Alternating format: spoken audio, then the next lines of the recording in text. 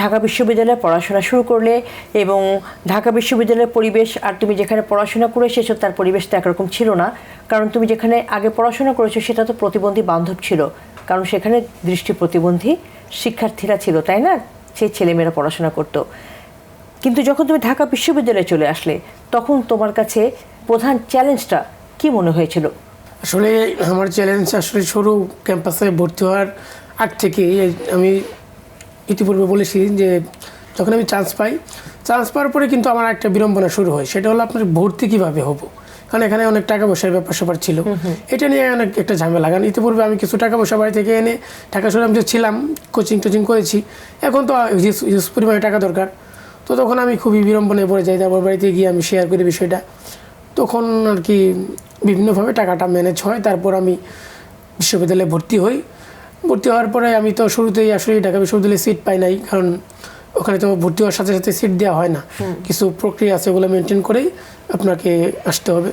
তারপর আমার শুরু হয় যাত্রা ঢাকা কলেজ থেকে আমি বিশ্ববিদ্যালয়ে ক্লাস করি। আর ঢাকা কলেজে আমার এক পরিচিত বড় ভাই ছিলেন, ওনার রুমে আমি আর কি থাকার সুযোগ পাই, উনি আমাকে থাকার সুযোগ দেয়। থাকার জায়গা দিয়ে আমাকে হেল্প করে নাই।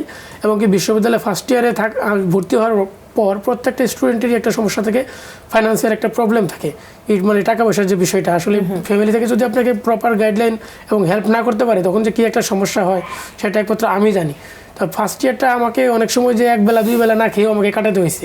ঢাকা কলেজ থেকে অনেক সময় আমি হেঁটে হেঁটে আসতাম, আমার এই একটা স্টিক আছে সাদা ছড়ি, এটা নিয়ে আমি হেঁটে হেঁটে আমি ঢাকা কলেজ থেকে বিশ্ববিদ্যালয়ে এসে ক্লাস করতাম, প্রতিদিন হেঁটে হেঁটে যাইতাম। তখন আমি নতুন ঢাকা শহরে কিছু জিনিস জানি না, তারপর আমাকে আসতে হতো।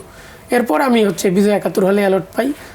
পড়াশোনার যে বিষয়টা, যে আপনি নোটগুলো আসলে আমরা প্রপারভাবে পাওয়া যেত না, কারণ দৃষ্টি প্রতিবন্ধী যে ব্রেল পদ্ধতিটা এটা আপনি স্কুল লেভেল পর্যন্তই থাকে, এবং বিশ্ববিদ্যালয় কলেজে এই সময় এই বিষয়গুলো খুবই কঠিন হয়ে যায় আর কি আমাদের পড়াশোনা করার জন্য।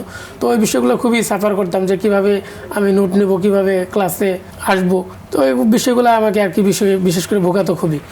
আরেকটা বিষয়, আমি যে ইসলামিক স্টাডিজ ডিপার্টমেন্ট থেকে তো পড়াশোনা করেছি, আমি তো ছিলাম জেনারেল স্টুডেন্ট।